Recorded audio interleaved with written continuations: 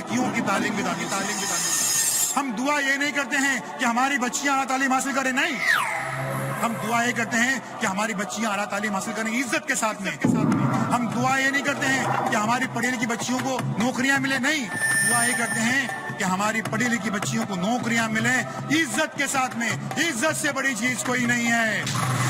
اگر ہم چاہتے ہیں کہ ہماری بیٹیاں زندگی بھر عزت سے رہیں چاہے مر جائیں, تو اس کے لیے ہماری بیٹیوں کا اعلیٰ تعلیم یافتہ ہونا ضروری نہیں بلکہ لازمی.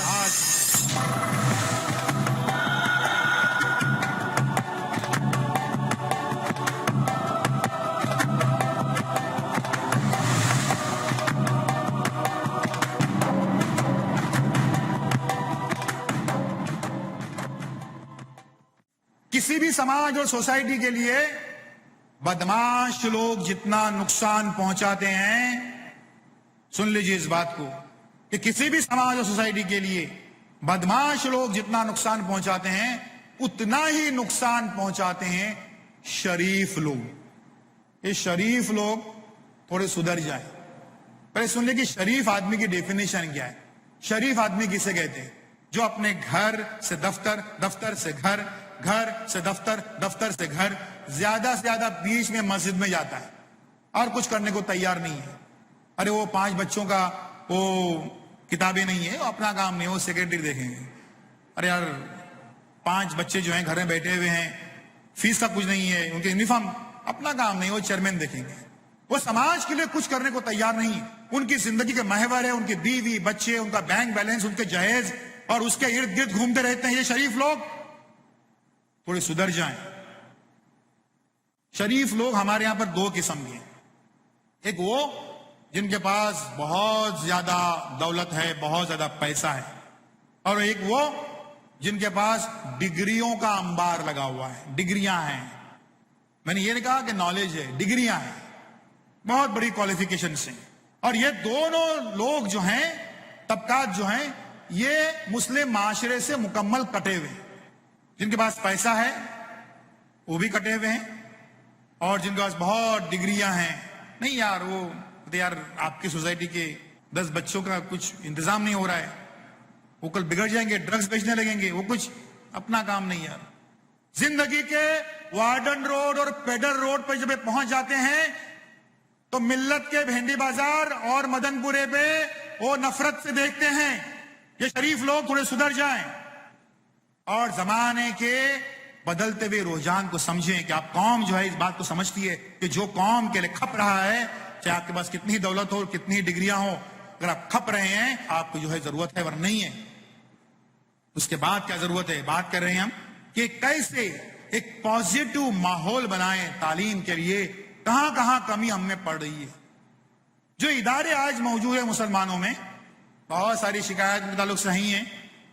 کچھ جو ہیں وہ تعلیمی ادارے ہیں نام کے لیے, دراصل وہ تعلیمی دکانیں ہیں, شاپس ہیں, وہ پیستے ہیں بچوں کو, یہاں تک کہ مس گائیڈ بھی کرتے ہیں. نہ جانے کہاں کہاں کی کون سی یونیورسٹیز ہیں, نو یونیورسٹیز, ان کے لرننگ سینٹرز کھولتے ہیں اور ہزاروں نہیں بلکہ لاکھ میں بھی فیس لیتے ہیں. بچوں کو جو ہے مس گائیڈ بھی کرتے ہیں. ایک تو بات یہ ہوئی کہ دکانیں ہیں. دوسری یہ کہ اس کی جو انتظامیہ ہے, جو ٹرسٹیز ہوتے ہیں, وہ ہماری قوم میں خصوصاً سیکنڈ لائن تیار کرنے پر کبھی کوئی توجہ نہیں دیتے کہ بھئی ہمارے بعد میں کیا ہوگا اس ٹرسٹ کا. کچھ لوگ تو 80, 85, 90 ہو گئے, چیئرمین کے چیئرمین بنے ہوئے ہیں, اس چیئر پہ بیٹھنے کی بھی لائق نہیں, لیکن چیئرمین بنے بیٹھے اور عہدے نہیں چھوڑ رہے ہیں. پھر نئی نسل کو تیار نہیں کر رہے ہیں ان ساری ذمہ داریوں کو سنبھالنے کے لیے. وہ کیا کہتے ہیں, ان کا خیال یہ ہوتا ہے کہ نہیں, جب میں مر جاؤں گا نا تو وہاں پر ایک بڑا خلا محسوس ہونا چاہیے. ارے باپ رے, وہ مر گیا, دیکھو وہ ادارہ تو یتیم ہو گیا, اب اسے چلانے والا کوئی نہیں ہے, تو سب لوگ جو ہیں افسوس کریں گے. افسوس نہیں کریں گے, گالیاں دیں گے کہ کمبخت مر گیا, اپنے پیچھے کوئی چھوڑا نہیں اس ادارے کو چلانے کے لیے, گالیاں دیں گے اس کو. تو اس لیے اس کو سیکنڈ لائن جو تیار کرنا ہم کو یہ ہے کہ ہمارے جتنے سماجی, فلاحی اور تعلیمی ادارے ہیں اس میں ہم شروع ہی سے ایک کوٹا رکھیں، 30% ہم کوٹا رکھیں کم سے کم نوجوانوں کو، ان کی تربیت کا، کہ یہ ادارے جو ہیں ہمارے فلاحی ادارے ہیں، ان کو ہم کو آگے چلانا ہے، آگے بڑھانا ہے. تو سیکنڈ لائن جو ہے اس کا تیار ہونا بہت ضروری ہے. اب یہ ساری باتیں ہمارے پر ہو رہی ہیں. خواتین حضرات، پیچھے مڑ کر ہم نے صرف اتنا ہی دیکھا، اب ہم آگے کی باتیں کریں گے. کہاں کہاں پر غلطیاں ہو رہی ہیں، کچھ اکا دکا باتوں کا جائزہ لیں گے. اس لیے پیچھے مڑ کر اتنا ہی دیکھا. آپ نے دیکھا گاڑی جو ہے، کسی گاڑی میں، کار میں آگے دیکھنے کے لیے بڑی سی کانچ لگی رہتی ہے اور پیچھے دیکھنے کے لیے ایک چھوٹا سا آئینہ رہتا ہے. کوئی گاڑی آپ نے ایسی دیکھی نہیں ہوگی، پیچھے دیکھنے کے لیے کوئی جو ہے بڑا سا آئینہ اور آگے دیکھنے چھوٹی سی کانچ، ایسے کوئی نہیں ہوتا ہے. مطلب یہ کہ ماضی کی جو غلطیاں ہیں اس کو دیکھنے کے لیے ایک چھوٹا سا آئینہ دیکھ لیا ہم نے، کیا حال ہے اس کا، اور اب جو ہے ہم کو آگے بڑھنا ہے. پہلے کیا کرنا ہے؟ ہماری جو مایوسی ہے اس کو پہلے ہمارے یہاں سے کھرچ ڈالنا ہے، اس کو نکال ڈالنا ہے. ہر لحاظ سے جو مایوس ہیں اس میں ہم کو اپنا ایک مثبت رجحان بنانا ہے، پازیٹیو ایٹیٹیوڈ ہم کو بنانا ہے.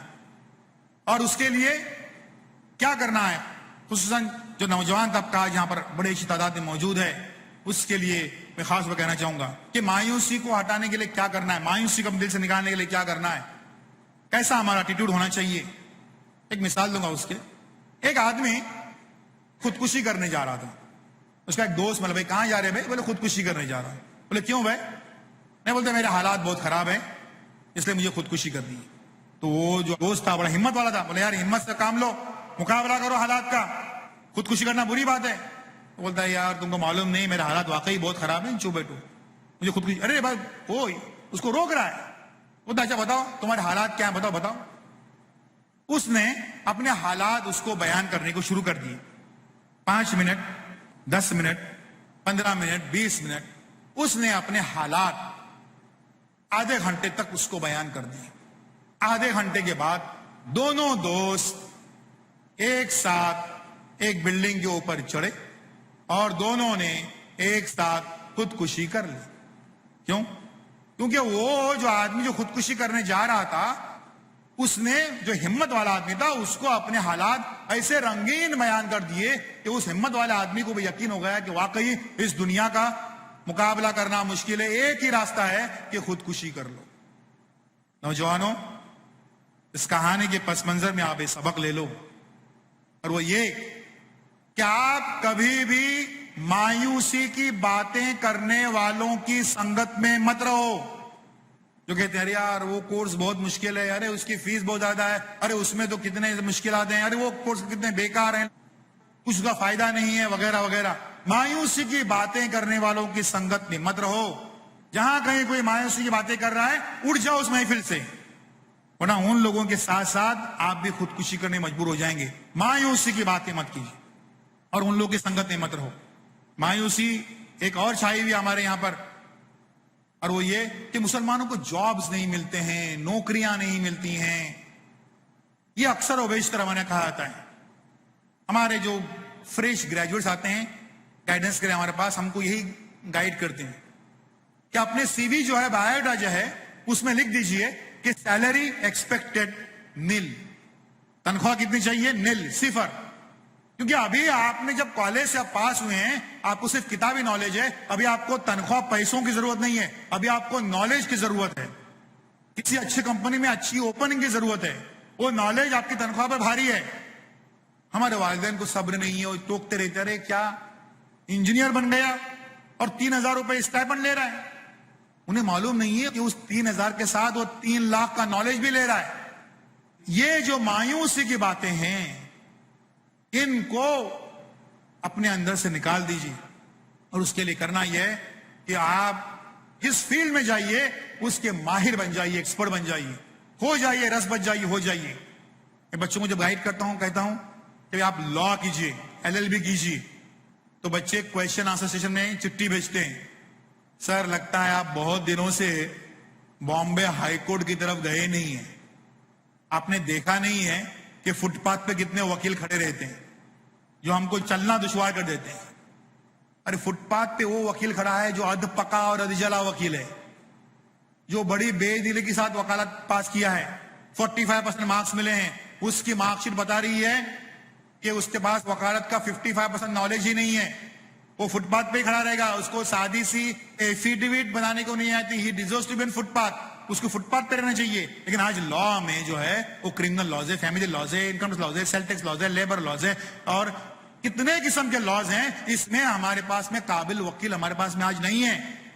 اس لیے جس فیلڈ میں جائیے اس فیلڈ کے ایکسپرٹ بن جائیے, ماہر بن جائیے, کھو جائیے, ہو جائیے, رس بچ جائیے. اس کے بعد میں آپ جو ہیں وہ کبھی بھی جاب ڈھونڈتے نہیں بیٹھیں گے.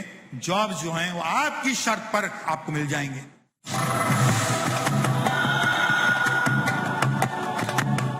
بات ہو رہی تھی کہ مایوسی کی باتیں اس کو چھوڑ دیجیے. اب کیا ڈفلی سنائی دیتی ہے جس کی وجہ سے ہمارا ماحول نہیں بن رہا ہے تعلیم کا, اور آزادی کے بعد ہندوستانی مسلمانوں کا ایک مستند بہانہ ہے, اس کا نام ہے حالات. کہ ہمارے حالات خراب ہیں, حالات کبھی کسی کو موافق نہیں ملتے, حالات کا منہ موڑنا سیکھو. ہاں میں مانتا ہوں حالات کی وجہ سے انسان کی کیفیت کچھ ایسی ہو جاتی ہے, اس کی جو کوالٹیز ہیں, اس کی جو صلاحیتیں ہیں, اس کی جو لیاقت ہے, اس کی جو ایبلٹیز ہیں, اس پر مار ضرور پڑتی ہے, اس پر ضرب ضرور پڑتی ہے. اور کیسے پڑتی ہے؟ میں جلدی سے چھوٹی سی کہانی سناؤں گا بچوں آپ کے لیے. بہت اچھی تعداد میں نوجوان یہاں ہیں اور آپ کے چہرے بتا رہے ہیں کہ عرصے سے آپ نے کوئی کہانی سنی نہیں ہے. ایک چھوٹی سی کہانی سناتا ہوں آپ کو کہ ایک جگہ پر ایک باکسنگ کا انٹرنیشنل مقابلہ ہو رہا تھا. جانتے ہیں باکسنگ کس میں ہو رہی تھی؟ بلیوں میں باکسنگ ہو رہی. دنیا بھر کی بلیاں جمع ہوئی تھی, امریکہ کی بلی, رشیا کی بلی, جاپان کی بلی, فرانس کی بلی, ساری بلیاں جو ہیں وہ جمع ہوئی تھی. اور ایک امریکن بلی تھی, موٹی تازی بلی, وہ ساری بلیوں کو ہرا رہی تھی, پچھاڑ رہی تھی. ساری بلیوں کو اس نے ہرا ڈالی اور پھر وہ پوچھتی ہے کوئی ہے مقابلہ کرنے والا, کوئی ہے مقابلہ کرنے والا. اور اتنی چھوٹی سی بلی تھی, اس کو بار بار دیکھ کر جو ہے, بار بار اس کو دیکھ کر یہ کہتی تھی کہ کوئی ہے مقابلہ کرنے والا, کوئی ہے مقابلہ کرنے والا. اس چھوٹی سی بلی کو غصہ آیا, بولتے ہاں میں مقابلہ کرنے کو تیار ہوں. وہ چیمپئن بلی, موٹی تازی بلی پیٹ پڑ کے ہنس رہی ہے کہ میرے سے مقابلہ کرے گی. خیر مقابلہ شروع ہو گیا. اس چھوٹی سی بلی نے اس موٹی تازی بلی کو ایک تماچا مارا, نہ جانے کہاں گر گئی, زخمی ہو گئی بری طریقے سے. سو دیکھتے بیٹے ہکا بکا, ارے یہ کیسا ہو گیا, اتنی سی بلی چیمپئن بلی کو تماچا مارا, کیا بات ہے. اب وہ آج تک والے, اسٹار نیوز والے کچھ کام دھندہ رہتا ہے نہیں, ان کا انٹرویو لینے کو آیا. اس کا بھائی یہ سب کا انٹرویو لیتے, وہ کھڈے میں گرا انٹرویو لیتے, اس کا سب کا انٹرویو لیتے رہتے وہ لوگ. وہ انٹرویو لینے کو آئے کہ بھائی یہ اتنی طاقت تم میں کہاں سے آئی. تب وہ چھوٹی سی بلی نے جواب دیا, بات دراصل یہ ہے کہ میں بلی نہیں ہوں, میں صومالیہ کا شیر ہوں. صومالیہ جہاں کھانے پینے کو ملتا ہے نا, بھوک مری ہے, کھانے پینے کے وعدے, تو کھانے پینے کو ملتا نہیں ہے, اس لیے سکڑ کر میری حالت جو ہے وہ بلی جیسے ہوئی ہے. بچوں کھانے پینے کو ملتا نہیں ہے اس لیے اس کی حالت بلی جیسے ہوئی ہے, لیکن اندر طاقت شیر کی ہے. بچوں آپ بھی بلی نہیں ہیں, آپ بھی شیر ہیں, بدقسمتی سے صومالیہ کے شیر ہیں. والدین کی ڈانٹ پھٹکار, گھر کے حالات, یہ تو کچھ نہیں کر سکتا, یہ تو گدھا ہے, تو نالائق ہے, یہ سن کر آپ کی حالت ایسی ہوئی ہے. لیکن آپ یقین رکھیے کہ آپ کے اندر طاقت شیر کی ہے. اور وہ جو چیمپئن, جو خوفناک بلی, جو خطرناک بلی جو آپ کو چیلنج کر رہی تھی, کوئی ہے مقابلہ کرنے والا, کوئی ہے مقابلہ کرنے والا, اس خطرناک بلی کا نام ہے, خوفناک بلی کا نام ہے حالات. حالات آپ کو چیلنج کر رہے ہیں کہ کوئی ہے مقابلہ کرنے والا, کوئی ہے. حالات کی اس خوفناک بلی سے کہہ دیجئے کہ یس آپ مقابلہ کرنے کو تیار ہیں, چاہے آپ کو چنے پھانکنے پڑے, چاہے پیدل چلنا پڑے, چاہے 2 جوڑی کپڑوں پہ کالج جانا پڑے, چاہے ہمارے پاس میں اچھے کپڑے نہ ہوں, چاہے کتابیں کاپیاں ہم کو حاصل کرنے کے لیے دشواری آ جائے, چاہے ہم کو لائبریری میں آ کے پڑھنا پڑے, چاہے ہم کو لیمپ پوسٹ کے نیچے پڑھنا پڑے, اس کے باوجود حالات کی اس خوفناک بلی سے چیلنج کو قبول کر لیجیے بچوں کہ یس آپ اس کا مقابلہ کرنے کو تیار ہیں. اور حالات کی اس خوفناک بلی کو مقابلہ کرنے کو تیار اگر آپ ہیں تو پھر کوئی دشواری نہیں ہے، پھر کوئی رکاوٹ نہیں ہے، کوئی طاقت آپ کو روک نہیں سکتی آگے بڑھنے سے. بات ہو رہی تھی کہ حالات کی بلی جو ہے اس کے چیلنج کو آپ قبول کر لیجئے. اب اس میں کیا کیا رکاوٹیں آ رہی ہیں میں اس کی طرف آ رہا ہوں کہ ایک ماحول کیوں نہیں بن رہا ہے ہمارے یہاں پر. ایک آدھ اور فیکٹر ہے جس کی وجہ سے ہمارے سماج میں ماحول نہیں بن رہا ہے. اس فیکٹر کا نام ہے مسلم میڈیا، مسلم صحافت، مسلم اخبارات خصوصاً جو ہیں. بدقسمتی سے سارے نہیں لیکن بہت سارے، اکثریت ہماری جو اخبارات کی جو ہے وہ ہماری قوم کو ایک میٹھا نشہ پلاتے جا رہی. وہ نہیں لکھتے ہیں جس کی قوم کو ضرورت ہے، بلکہ وہ لکھتے ہیں جو قوم پسند کرتی ہے. ان کو میٹھا زہر دیا جا رہا ہے. بھئی کیا پسند ہے ان کو وہی لکھنا پڑے گا ورنہ سیل گھٹ جائے گا. وہ کڑوی دوا قوم کو پلانے کی ضرورت محسوس نہیں کرتے ہیں، نہیں پلاتے ہیں کہ یہ دوا کڑوی ہے، سیل گھٹ جائے گا اخبار کا. اس کے باوجود وہ ضرورت ہے ہماری قوم کی. آج ہمارے اخبارات چلاتے ہیں کہ ہمارے جو ہیں ہم مسلمان 15% ہیں تو 15% جو ہے ہمارے سیٹ ریزرو چاہیے، ہمارے 15% جو ہے وہ ہم کو جابز ملنے چاہیے. ہم ان سے سوال یہ پوچھتے ہیں بڑے ادب کے ساتھ کہ کیا آپ نے اپنے اخبار کا 15% حصہ تعلیم کے لیے مختص کر دیا ہے؟ 15% حصہ آپ نے تعلیم کے لیے، ایجوکیشن کے لیے دے کے رکھا ہے. اس کے بعد آپ کو حق پہنچتا ہے کہ یہ 15% کی ڈفلی بجانے کا. یہ جو اخبارات ہیں ہمارے وہ صحیح گائیڈنس نہیں کر رہے ہیں جو قوم کو ضرورت ہے. کیونکہ 47 میں ایک ہارے ہوئے مورکے کے قیدی کے طور پر ہم یہاں پر رہے تھے. حالات مکمل تبدیل ہو گئے ہیں.